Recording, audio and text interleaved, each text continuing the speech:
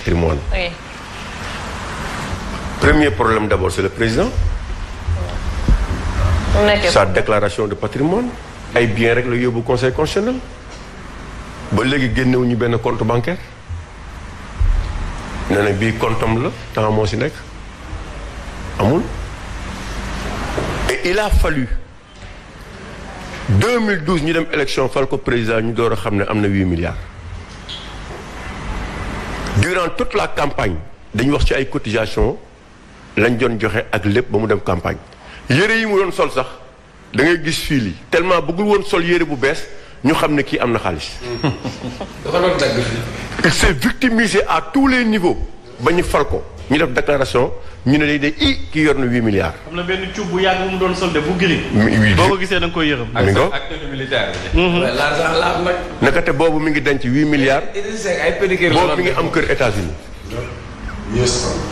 Idrissa Seck interpellé ne ko en 2012 élection locale ne ko dañu bëgg nga leeral ñu mbiru 7 milliards u Taïwanais. Idrissa Seck moo ko njëkk a wax. si. Idrissa Seck mii tey moo ko njëkk a wax. te moom bu ma convoqué loo wala mu yóbbu ma si yoon ma wax ko 7 milliards yi ni mu demee. moom moo ko wax foofu la ñu premier problème. deuxième problème nen ne of nag ki koy jiite président moo koy nommé. c'est-à-dire que président bu ko neexoon nommé fa Yawou Dial nommé fa Pawlish ñommé fa Ouzin Keïta ñu jiite ko. wala 10 000 problèmes wala 10 000 problèmes. waaye ñooñu mais ñooñu lan la ñuy mën a apporter. absolument rien. maintenant nan nga mën a gérer une institution wala nga nekk un ministre nga war a yóbbu sa déclaration de patrimoine au niveau de l'OFNAC. Ça n'a pas de sens. alors que on a une institution constitutionnelle qui est la Cour des comptes. c'est problématique. pourquoi yóbbuwuñu ko Cour des comptes ñu xam. mais bul fàtte ne am na benn journaliste bu waxoon ne Idriss Seck boo gisee mu dem si mag yi mooy dafa am problème mu xaalis il traverse actuellement une sécheresse financière. li génn du sécheresse li ma gis. yaa ngi dégg de. léegi ci biir loolu ñu ko wax mais ñoom mën nañ ko fuiter. faut pas penser seulement que c'est le pouvoir. eux-mêmes ils peuvent le faire. pour montrer que ce que vous pensiez en son temps comme quoi Idriss Seck est dans une situation difficile amul ci tabax bi muy tabax nii kooku il faut nit ñi sóor ko mais Idriss Seck ñeenti at la nekk ak Ablaye Wade si ñeenti at nga mën a gérer autant de milliards waaye kooku bu nekkoon fukki at fan lañ jëm Macky Sall sax mën nañu concevoir un peu sax ñu ne lii sax parce que moom nekk na pas de 8 ans mais kii ñeenti at kese. changer de siège. te moom bosam aussi amul compte bancaire. ay bien rek lañ ñu tegal. c'est pour vous montrer que il y a un jeu de cache-cache entre Idrissa Seck et Macky Sall. ça c'est la vérité. ça a toujours été un combat. génnu Idrissa Seck am na lu ci Macky def. lu bëri loo xamante ne moom mi def na ko ci. am na aussi fragilisation bu Macky Sall dund Idrissa Seck mi ngi si. ah bien sûr. mais donc seen jeu de cache-cache boobu ñu koy jouer mais nañ ko def seen biir mais buñ ko teg askan bi nga xamante ni dañu nekk ci situation yu difficile. ñu bëgg a xool lan la ñu mën a redresser notre pays. defaraat suñu pays ñu toog dañu divertir ci ay histoires de patrimoine. dañ ne soo yoree 1 milliard de budget. war nga dem déposer ko. mais OFNAC moom très sincèrement amul sens. nee na. ah bon non amul sens. amul sens Macky da ko fi teg rek pour jouer avec les gens. da ko fi teg dossier procureur. mais moo tax mais du dem fenn. ça c'est pour pousser les bailleurs de fonds.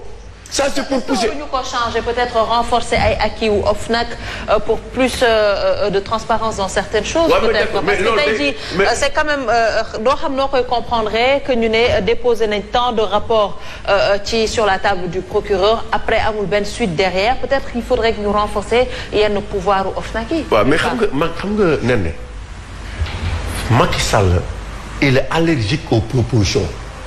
et à des conseils. c'est-à-dire quelqu'un boo xamante ni depuis qu'il est à la tête de ce pays amul lenn loo xamante nii ne day yokk suñu démocratie day jéem a xool suñu koom-koom ni ñu koy yëkkati ko ñu proposer la wala wax la nga dégg amul. amul moom. mënu ko ci éducation tey boo leen defoon ay propositions yi gën a baax du leen déglu moom li ko intéressé moom mooy comment il doit faire pour consolider son pouvoir à sa manière. Parce que toutes les acquis qu'on avait à tous les niveaux, que ça soit économique, que ça soit culturel, que ça soit dans le cadre de la justice, que ça soit démocratique, mais lépp la caafaanoo lépp la désarticulé. Dans ces situations-là Macky si boppam nga mënatul xam yow kii noo koy classé léegi professeur wax nga ko xamatoo kii noo koy classé ak foo ko mënti teg parce que réew mi moo jaxasoo réew mi moo xamatul fu lu ñu di def ku xëy léegi da ngay dem nii rek nous sommes tous désemparés. waaw dans ces situations nag dafay metti à ce que nga mën a taxaw xool looy defaraatee réew mi parce que yi mu teg yëpp da ko teg nii rek ay indice d'indicateur la pour wane ne Sénégal dañu nekk ci rampe bonne gouvernance ak transparence alors que chroniqueurs yi peut-être dem ci Pape Makhtar plus tard Pape Makhtar xam naa tu vas te prononcer par rapport justement à la déclaration de patrimoine parce que presse bi yow amaana wax nga ci ba pare mais d'une autre part Assane parce que peut-être li ñuy dese ci wàllum waxtu amaana bëriwul ñu wax ci gestion pandémie bi ñu gis par rapport ak président de la République wala gouvernement bi yi ñu fi teg ay mesures yi ñu fi teg pour xeex lii di coronavirus il y a ça d'une part mais d'autre part dañuy wax waxu élection am ñu génn ne il faut peut-être ñu coupler les élections locales excusez-moi maître El Hadj Diouf toogoon fii wax ne que président de la République ci boppam wax na ne bëggul ñu wax waxu élection avant 2024 loolu tamit noo koy analyser Assane. loolu nee na soxlawul ñu ci dem muy sori parce que xam nga président boo xamante ni moom bañ ko falee 2012 rek li mu njëkk a xalaat mooy ñi mu njëkk a tëjool li mu leen njëkk a wax mooy nan laay def ba am deuxième mandat. xam nga kooku buñ ko indiwaatee xam nga par accident nga xam ne tey Idi. bu fekkoon ne par accident et lii duñ ko par accident de. il a très bien itéré. non kooku wax ko jinneem yi xam nga ñun suñu élection dañ ko sàcc bu leer nañ ba pare ñi nga xamante ni ñoo toppoon ci rang bi xam nga yoratuñu dara loo xamante ni mën na leen a yóbbu deuxième tour. man du ma dof nit njaay la comprendre ñi toppoon ci rang bi amuñu woon leen yóbbu deuxième tour parce que ki leen jiitu moom moo yor lépp. moo tax ñoom ñëpp ñu demee côté demal xam nga ci samay vidéo man ñu ngi ma bàyyi prison le 24 février 2019 minuit bi El Hadj Diouf toogee fii di xuloo njaay doos yàlla na ko yàlla yërëma xolal ci heure boobu lañ ñëw fëgg ma bi muy wax dem xaw ma Fatick jël lépp dem fii jël lépp ci la garde bi ñëw fëgg ma ne ma da ngay ñibbi yaa ngi dégg ma ne ko looy wax ni mu ne ma grand préparer bagage yi xam nga ma tëdd fi ma tëdd continuer sama télé mu ñëw def même chose. xam nga ci laa commencé defar samay bagage bi ma génnee. yaakamti woon ngaa génn de Assane wala. professeur man fépp fuñ ma bàyyi rek. ma nekk fa ak sama borom yàkkamtiwuma tant que dëgg gi ñëwul.